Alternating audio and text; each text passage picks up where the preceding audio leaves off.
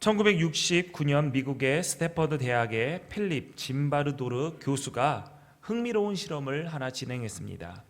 치안이 허술한 골목에 두 대의 차량을 본인만 열어둔 채 방치했을 때 어떤 일이 일어나는가에 대한 실험이었습니다. 한 대는 본인만 열어두고 다른 한 대는 보닛을 열고 유리창을 약간 깬 상태로 두었습니다.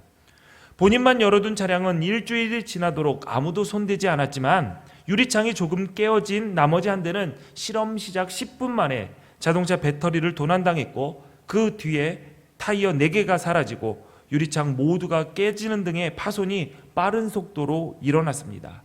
결국 일주일이 지난 후에 이 자동차는 고철덩어리가 되었습니다. 뿐만 아니라 이 고철덩어리가 된 자동차를 중심으로 점차 범죄가 확산되는 아주 기이한 현상을 확인하게 됩니다.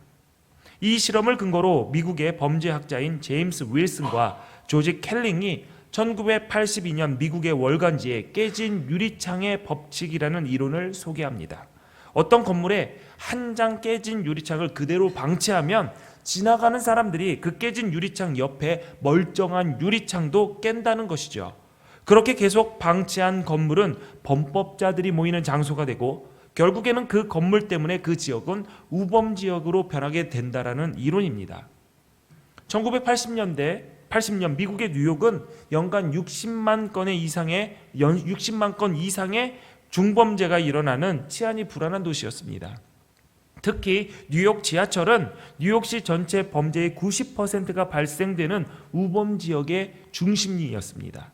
조지 켈링 교수는 깨진 유리창의 법칙을 적용하여 뉴욕의 지하철의 흉악범죄를 줄이기 위한 대책으로 지하철에 있는 낙서를 지우자라고 제안했습니다. 낙서가 방치되어 있는 상태를 창문이 깨져 있는 자동차와 같은 상태로 생각했기 때문입니다. 뉴욕시는 켈링 교수의 제안을 받아들여서 치안 회복을 목표로 지하철의 낙서를 지우는 정책을 세웠습니다. 그리고 5년에 걸쳐서 6,000대에 달하는 지하철의 낙서를 지우기 시작합니다. 사진을 보면 위에는 낙서를 지운 지하철이고 지우지 않은 지하철이 저거 아래의 그림입니다. 처음에 낙서를 지우기 전에 범죄 단속부터 해야 하지 않느냐며 반발이 굉장히 컸습니다. 그러나 낙서를 지우기 시작하면서 범죄 발생률이 완만해졌고 3년이 지난 후에 범죄 발생 건수가 75%나 줄어들게 되었습니다. 사소해 보이는 낙서가 뉴욕을 범죄의 도시로 만드는 범죄의 도시라는 오명을 씌우게 한 것이었죠. 우리의 인생도 사소한 미련함 때문에 삶 전체가 무너지는 경우가 허다합니다. 오늘 본문에서 전도자는 적은 우매함이 많은 지혜를 무너뜨리는 위력을 가지고 있다라고 말합니다. 본문 1절을 보니까 죽은 파리들이 향기름을 악취가 나게 만드는 것 같이 적은 우매가 지혜와 존귀를 난처하게 만든다라고 하고 있습니다. 향기름은 존귀하고 거룩한 일을 위해 준비된 것입니다. 반면에 파리는 더럽고 지저분한 미물의 상징이죠. 더군다나 죽은 파리입니다. 향기름과 죽은 파리는 너무나도 대조적인 것입니다. 문제는 죽은 파리로 인해서 향기를 발해야 할 향기름이 악취를 풍기게 되었습니다. 전도자는 향기름과 죽은 파리의 비유를 통해서 작은 우매가 많은 지혜를 부패하게 만든다라고 말합니다. 지혜는 선한 것인데 작은 우매함이 향기나는 지혜를 악취 풍기는 흉물스러운 것으로 전락시킨다라는 것이죠. 이렇게 거룩하고 존귀하고 아름다운 것은 조금만 타락해도 가장 추한 것이 되어버립니다. 선한 사람이 조금만 잘못해도 많은 비난을 받는 것도 이런 이유일 것입니다. 반면에 악한 사람은 나쁜 짓을 하면 그러려니 하고 지나갑니다. 선한 사람은 잘못을 하면 이목이 집중이 되죠.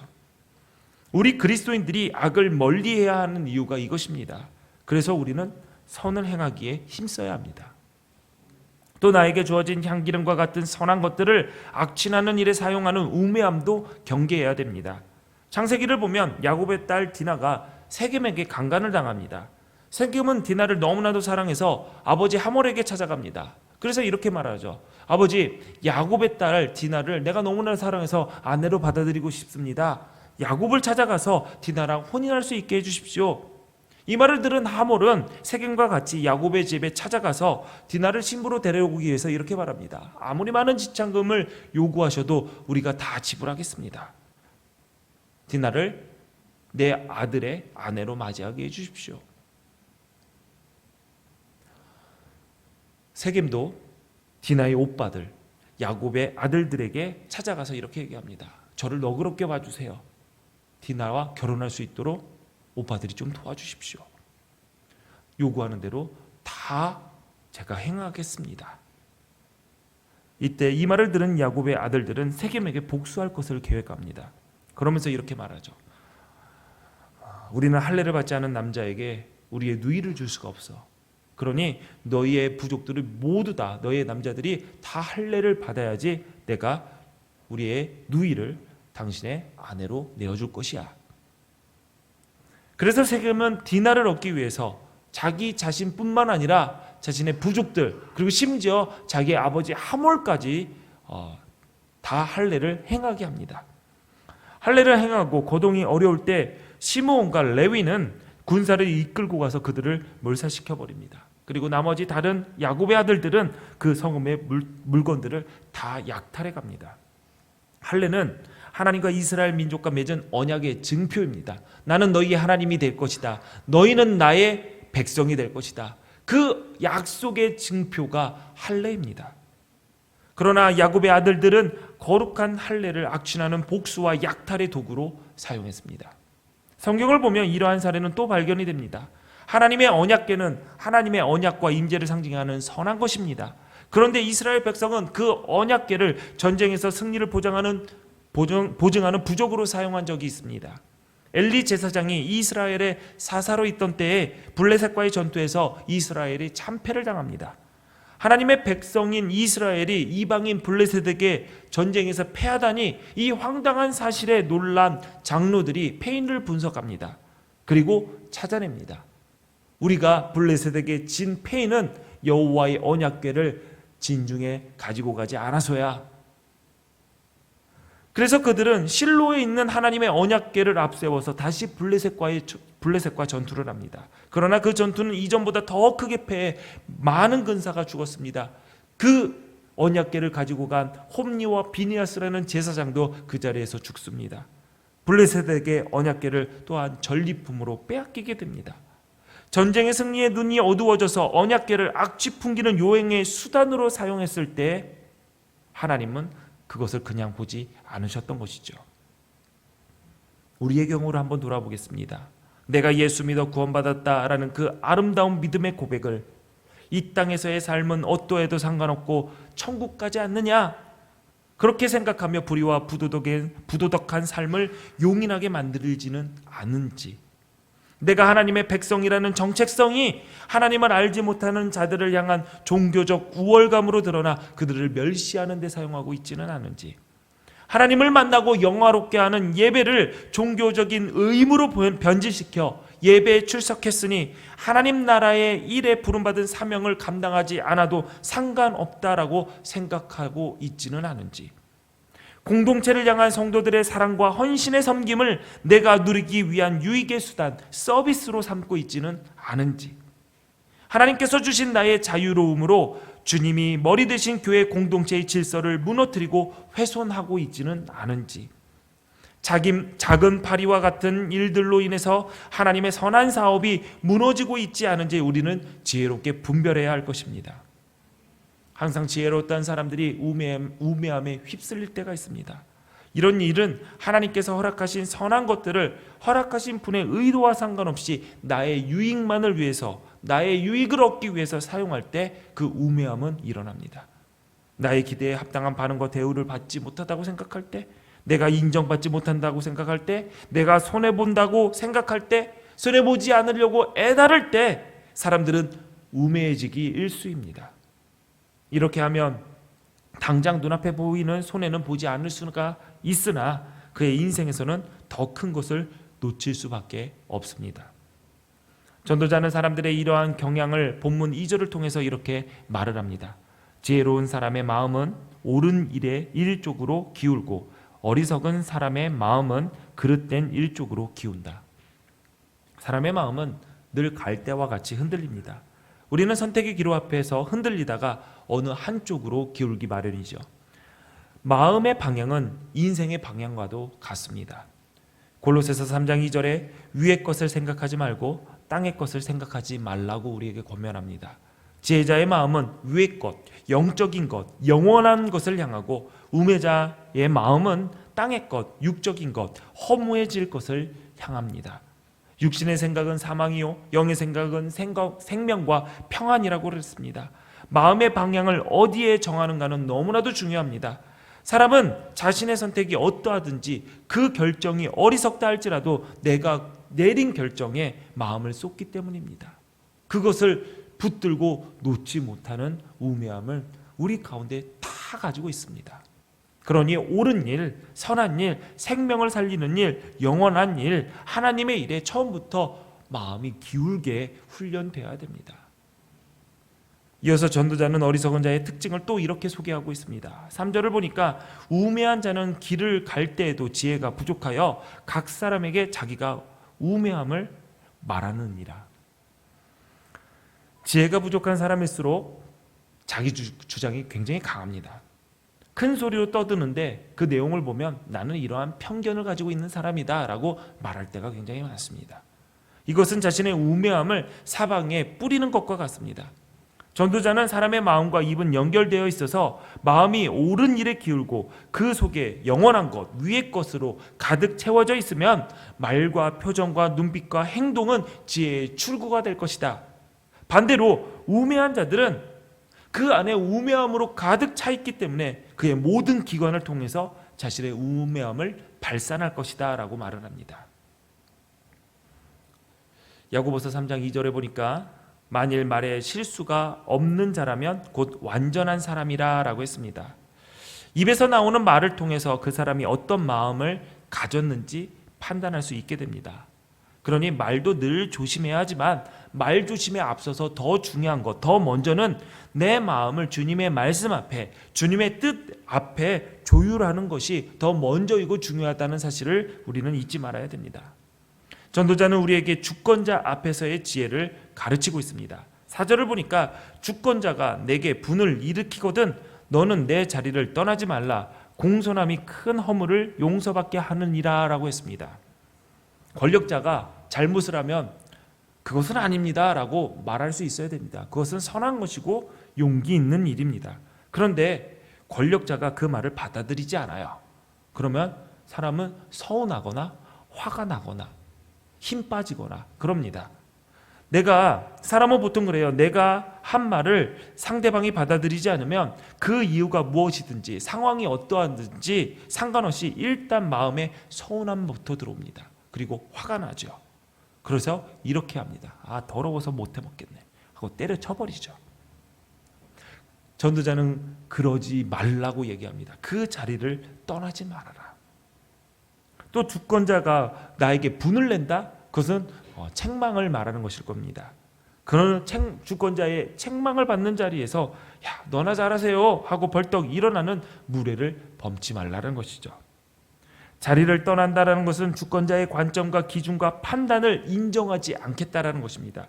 그에게 권위를 허락하신 하나님의 질서에 내가 따르지 않겠다라는 교만함입니다.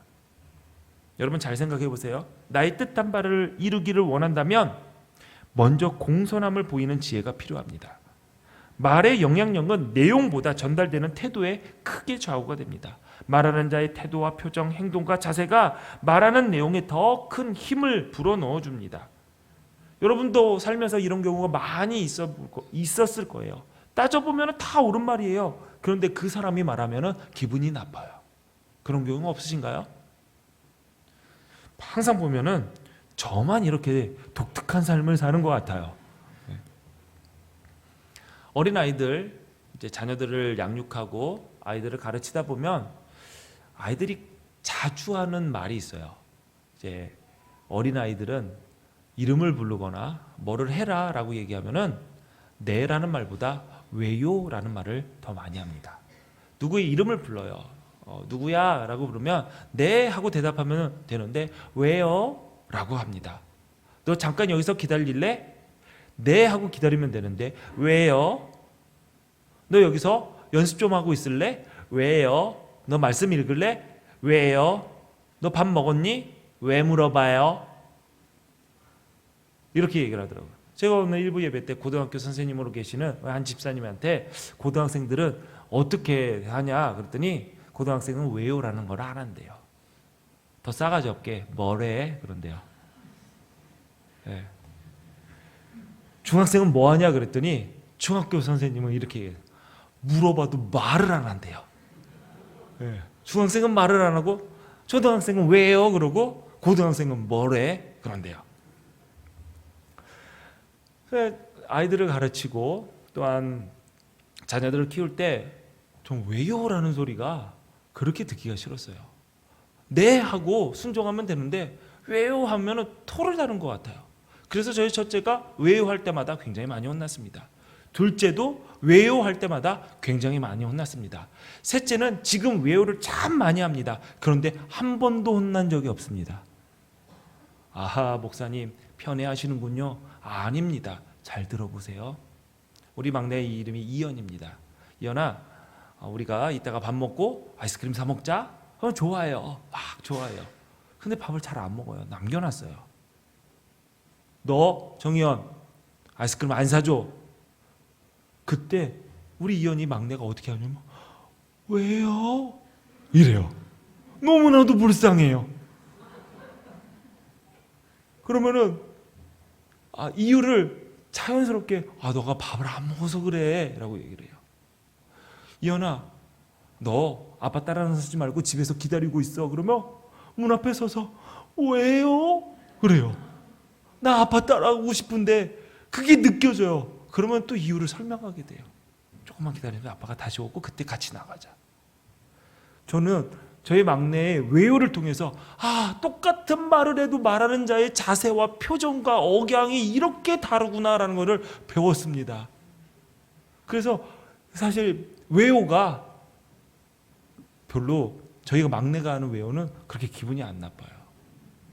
일부 예배 때 저희 아들이 이 얘기를 하니까 저희 막내가 하는 외요가 기분이 나쁘지 않아요. 그랬더니 여기에서 어떤 집사님이 왜요? 그러더라고요. 기분 되게 나쁘더라고요. 네. 여러분, 아무리 진리라고 할지라도 진리가 전해지는 통로가 무례하면 절대로 상대방에게 영향을 줄 수가 없다는 사실을 우리는 기억해야 됩니다. 이어서 전도자는 해 아래서 일어나는 재난이 있는데 그것은 주권자의 실수에서 시작되는 것이다 라고 말을 하고 있습니다. 그 재난은 이런 것입니다. 6절 7절에 보니까 우매한 자가 크게 높은 지위들을 얻고 부자들이 낮은 지위에 앉는도다. 또 내가 보았노니 종들은 말을 타고 고관들은 종들처럼 땅에 걸어 다니는도다 라고 했습니다. 세상에 살다 보면 그 사람이 그 자리에 적임자가 아님에도 불구하고 그 자리를 차지하는 경우들이 많습니다. 이런 일이 일어나는 이유는 주권자가 그 사람을 그 자리에 올려놓았기 때문입니다. 그래서 주권자의 실수는 재난이 됩니다. 우매한 자들은 어떤 일이든 자신에게 맡겨진 일들을 잘해내는 경우가 없습니다. 딱 한 가지 잘하는 것을 꼽자면 자신이 출세하기 위해서 누구의 줄에 서야 하고 어떻게 윗사람에게 아부해야 하는지는 기가 막히게 잘합니다. 결국 주권자는 이 우매한 자를 높은 자리에 앉히는 실수를 하게 되고 그때부터 재난은 시작이 됩니다. 반면에 부자는 낮은 위치에 있어서 그가 가진 지혜를 드러내지 못합니다. 히브리 세계관에서 부자는 재물을 많이 가진 자를 뜻하는 것이 아니라 하나님의 은혜를 많이 받은 자를 가리킵니다. 하나님께서 허락하신 은혜 가운데 부도 있고 자녀도 있고 학식과 명예도 있고 지혜도 있지만 대표적인 것으로 재물의 부요함을 꼽아서 하나님의 은혜를 받은 자를 부자라는 부자를 대명사로 사용하고 있습니다. 그런데 이 부자들이 못하는 것이 아첨인가 봅니다. 그래서 주권자의 눈에 띄지도 못하고 높은 자리에 올라가지도 못합니다. 이러한 일은 공동체 입장에서 굉장히 큰 손해입니다. 우매한 자들이 말을 타고 다니고 지혜로운 자들이 은혜 받은 자들이 종처럼 걸어 다닙니다. 이러한 폐단이 사회의 당연한 질서인 양 자리 잡으면 사람들은 삶의 의욕을 상실할 수밖에 없죠. 그러니 우리가 이 나라의 지도자들을 위해서 기도해야 하는 이유는 분명해진 것입니다. 하나님의 공평과 정의를 가슴에 품고 하나님께서 정하신 질서를 집행하는 사명감으로 가득 찬 지도자들이 이 나라를 이끌어갈 수 있게 함께 기도해야 됩니다. 자기 자신의 안위와 유익과 자기 자신의 출세만 바라는 우매한 자들이 높은 자리에 앉으면 그 사람도 재난이지만 그의 통치 아래에 있는 우리들도 재난인 것이죠. 그러므로 우리는 늘 나라와 민족을 위해서 그리고 주권자들을 위해서 기도해야 됩니다.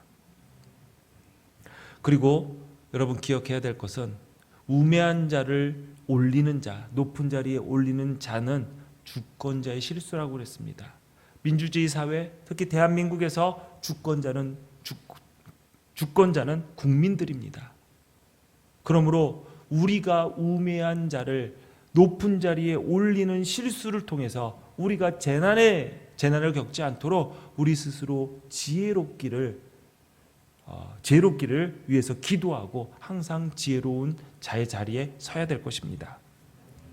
전도자는 지혜자와 우매자의 차이를 계속 열거하면서 하나님의 섭리를 가리키고 있습니다. 8절을 보니까 함정을 파는 자는 거기에 빠질 것이요 담을 허는 자는 뱀에게 물리리라 라고 했습니다. 함정은 다른 이에게 피해를 주려고 만든 고의적인 속임수이죠. 전도자는 누구든지 자신이 판 함정에 자신이 빠질 것이다 라고 말을 합니다. 이 말씀을 준비하면서 어렸을 때 기억이 하나 떠올랐습니다. 당시 제가 어렸을 때 놀이터는 지금처럼 아스콘이 깔려 있는 것이 아니라 대부분 모래가 깔려 있었습니다. 어느 날 학원을 갔다 오는데 놀이터의 한 구석에서 친구들이 열심히 모종삽으로 땅을 파고 있는 거예요. 보니까 함정을 만들고 있었던 거죠. 깊게 파서 정말 어린 아이 초등학생 무릎 정도 들어갈 정도로 깊게 파고 거기에 물을 부었습니다. 함정을 제대로 만든 거죠. 그래서 신문지를 착 깔고 내 귀퉁이를 돌로 고정한 다음에 위에 모래를 살살살살 뿌렸어요. 그리고 그것을 아는 사람들은 좀 멀리 떨어져서 누가 지나가서 그 함정에 빠지나 그거를 보려고 기다리고 있었죠. 근데 그날따라 애들이 놀이터에 놀러 내려오지를 않는 거예요. 그때 한 친구가 기다리다가 지쳐서 집에 가겠다라고 일어나는 거예요. 내가 집에 가서 동생 데리고 올게. 그래서 얘를 함정에 빠뜨리겠다라는 거예요. 그래서 얼른 집으로 뛰어들어가더라고요. 조금 있다가 보니까 동생을 손을 잡고 오는데 뭔가 어색해. 왜냐하면 얘를 밀어 넣어야 되기 때문에 걸음걸이도 이상하고 손잡는 것도 이상하고 그래요. 그런데 그 친구의 표정이 굉장히 당황한 표정이 역력합니다. 왜냐하면 어딘지 정확하게 모르는 거야. 그 근처는 아는데. 그래서 조심 하면서 유심하게 보면서 가는데 결국 지가 빠지더라고요. 얼마나 쌤통인지. 누가 빠지든 그 애가 빠졌으니까 아무튼 너무나도 기분이 좋아서 40년이 지난 지금도 이렇게 기억이 나가지고 이걸 쓰면서 그때 얼마나 재밌었는지. 여러분,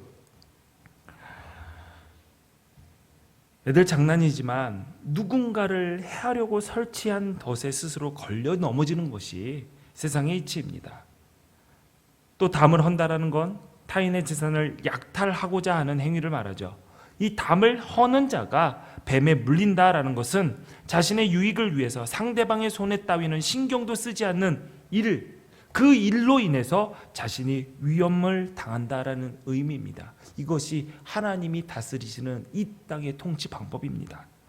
아무리 교무요하다 하더라도 이 모든 것을 보고 계시는 하나님께서 행한 대로 갚으시는 공평하신 분임을 우리는 기억해야 될 것입니다. 전도자는 10절에도 우매한 자의 어리석은 모습을 이렇게 표현합니다. 철 연장이 무디어졌는데도 나를 갈지 아니하면 힘이 더 드느니라. 오직 지혜는 성공하기에 유익하니라 라고 했습니다. 시간이 걸리더라도 연장을 제대로 준비하고 일을 시작하는 것이 낫지 무딘 연장을 가지고 일을 하면 일의 효율성도 떨어지고 고생과 수고만 더해질 뿐이죠. 토요일 날 이제 주일 점심을 준비하기 위해서 담당 선교회 회원분들이 와서 재료를 손질을 합니다. 저는 선교회에게 많은 것을 바라지는 않았습니다. 식사를 준비할 때 사랑과 정성도 좋지만 고기가 더 중요하다. 고기 반찬 없으면 나는 안 먹을 거다라고 때도 부리고 으름장도 나서 이제 항상 보면 고기를 썰어요. 고기를 써는데 가끔가다 언고기도 오고 생고기도 오는데 이 교회 칼을 자주 쓰다 보니까 고기를 썰다 보니까 얘가 빨리 닳습니다. 보면은 가끔가다 어느 주에 보면은 힘들어하세요. 고기가 왜 이렇게 안 잘려? 그래서 또 이제 저희 교회 큰 분들이 많으니까 힘 좋으신 분들이 많으니까 막 두들겨 패요. 칼로 자르는 게 아니라 두들겨 패요. 그러다가 어떤 한 집사님이 슬쩍 옵니다. 그러면서 뭐예요? 그래요. 그럼 칼이 안 들어요. 그러면 얼른 칼을 갈아오십니다. 그러면 진짜 일이 빨리 끝납니다. 여러분 다 아는 이야기죠. 안 드는 칼을 가지고 고기를 썬다? 일을 한다? 힘들고 되는 일도 없습니다. 그러면 어떻게 하죠? 중간에 연장 던져버리고 하던 일을 포기합니다. 지혜라는 것은 연장의 날을 연마하는 것과 같습니다. 시간에 쫓겨 급하다고 준비 없이 뛰어드는 것은 무모하고 우매한 처사입니다. 하나님의 사람으로서 이 땅에 살면서 경건의 훈련을 게을리하는 것은 우리에게 주어진 인생이라는 연장을 벼리지 않는 것과 똑같습니다. 하나님의 말씀을 읽고 묵상하고 기도하는 영성생활 없이 영적인 감각과 분별력은 절대로 예리해지지 않습니다. 무딘 영적 분별력으로 세상에 나가서 세상의 문제 앞에 섰을 때 하나님의 관점으로 하나님의 뜻을 분별하고 하나님의 방법으로 그 문제를 해결할 수가 없겠지요. 세상의 논리와 방식으로 해결하려고 들 것입니다. 이것은 지혜롭지 못한 일인 것이죠. 하나님의 일을 하는 것도 마찬가지입니다. 하나님의 일을 하는 자는 하나님을 만나는 것이 가장 먼저 되어야 됩니다. 하나님을 만나지도 못하고 하나님을 아는 지식도 은혜받은 간격도 없이 하나님의 일을 하는 것은 무딘 연장으로 주의 일에 뛰어드는 것과 똑같습니다. 인간적인 열정으로 호기 있게 일을 시작해도 하나님을 사랑하지도 않고 알지도 못하고 만나지도 못했기 때문에 그 무지한 열정은 고피 풀린 망아지처럼 우리를 행동하게 합니다.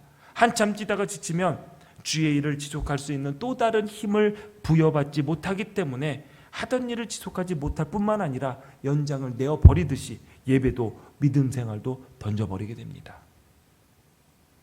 출애굽기를 보면 성막을 지을 때 벌살렐과 오홀리압이라는 사람을 필두로 해서 사람들이 모여 성막에 필요한 기구를 만드는 일을 하게 합니다. 성경은 이들을 이렇게 소개합니다.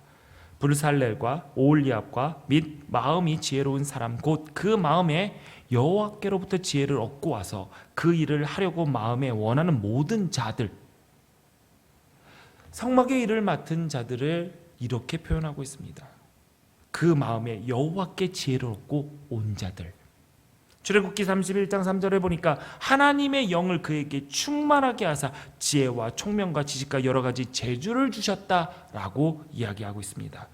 주의 일을 할 때 지혜로운 자는 내가 가진 열정으로 뛰어드는 것이 아니라 하나님의 영이 충만한 것. 그래서 그 충만한 성령 충만한 자가 하나님께서 그에게 충만한 자에게 허락하신 지혜와 총명과 지식과 재주로 일하는 것입니다. 이런 자들이 주의 일을 끝까지 잘 감당할 수 있게 됩니다. 전도자는 우매자의 모습을 또 이렇게 소개합니다. 11절 우리 함께 보십니다. 시작. 주술을 베풀기 전에 뱀에게 물렸으면 술객은 소용이 없느니라. 아멘. 아멘.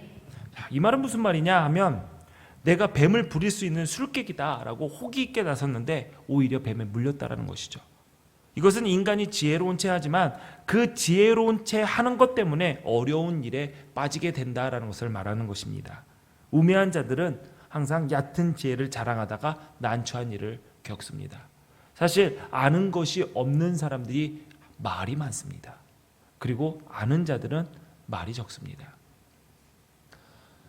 제가 우리 교회 교인들 큐티를 말씀 묵상을 훈련시키면서 받은 은혜를 한번 나누어 봐라 라고 했는데 끝나지를 않아요.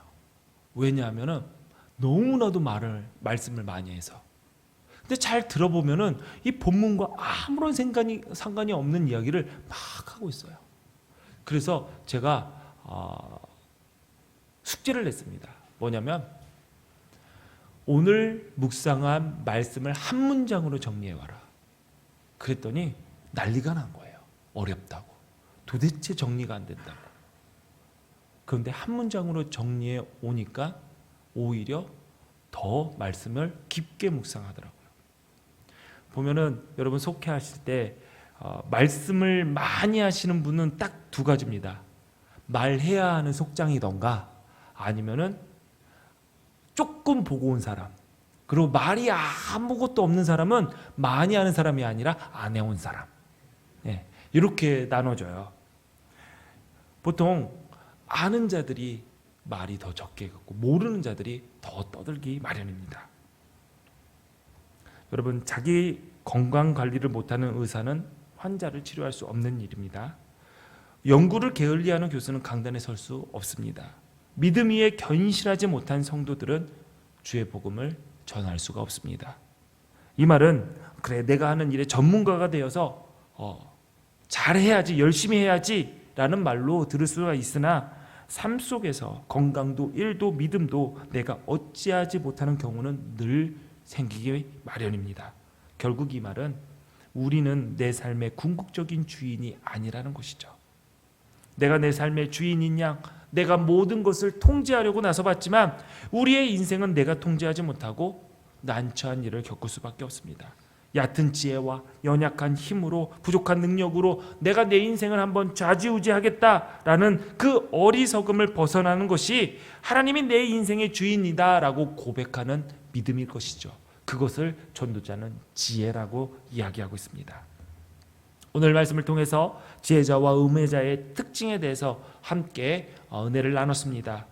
지혜자와 우매자를 가르는 것은 큰 차이가 아닙니다. 그래서 오늘 제목도 지혜자와 우매자의 한 끗 차이라고 그랬습니다. 차이가 나지 않습니다. 지혜자에게로 있고 우매자에게 없는 것, 그것은 딱 한 가지입니다.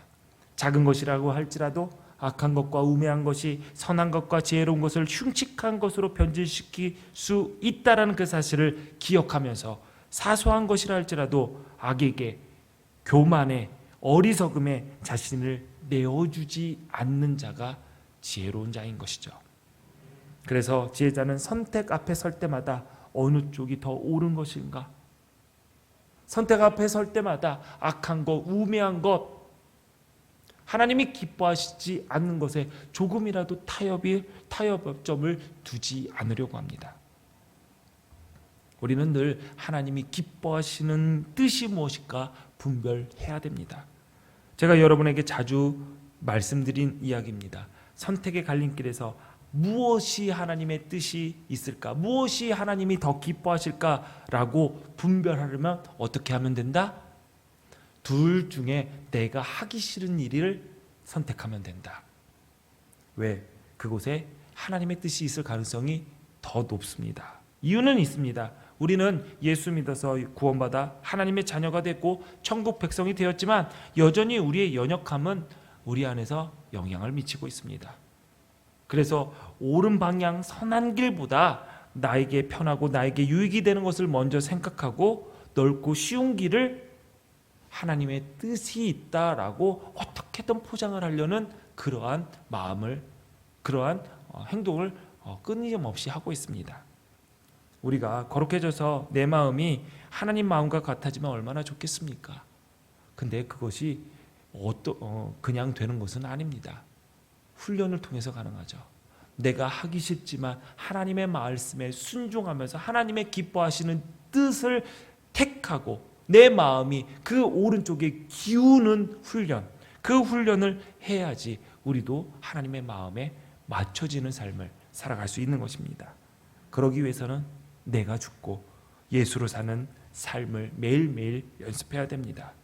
지혜로운 삶을 살아가면 지혜를 선택하는 연습을 지속적으로 해야 됩니다. 그것이 지혜로운 자의 삶입니다. 여러분 모두 다 눈앞에 보이는 유익보다 하나님 마음에 드는 일이 무엇인지 찾을 줄 아는 지혜가 있기를 바랍니다. 지혜의 하나님께서 우리와 늘 함께 하십니다. 기도하시겠습니다. 전능하신 하나님, 우리의 삶 속에 하나님의 지혜가 있게 하옵소서. 사소한 우매함 때문에 천성을 걸어가는 믿음의 발걸음이 흔들리지 않게 하옵소서. 선택의 기로에 설 때에 나의 유익을 먼저 계산하는 우매한 자가 아니라 하나님의 선하신 뜻이 있음을 믿으며 주께서 기뻐하시는 일이 무엇인지 분별할 줄 아는 지혜자가 되게 하옵소서. 우리에게 생명을 주셔서 살게 하신 하나님께서 허락하신 인생이라는 연장을 잘 벼리며 하나님의 일을 위해 준비하는 지혜를 주셔서 내가 쓰겠다 부르실 때 아멘 주님 제가 여기 있습니다 라고 뛰어나가는 복된 인생이 되게 하옵소서. 예수님 이름으로 기도합니다. 다 같이 자리에 일어나셔서 준비한 예물 주님께 드리십니다.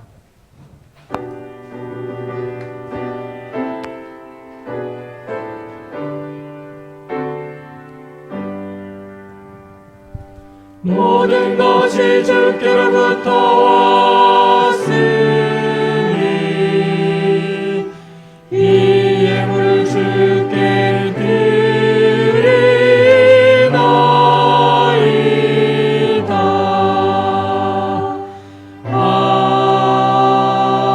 아멘.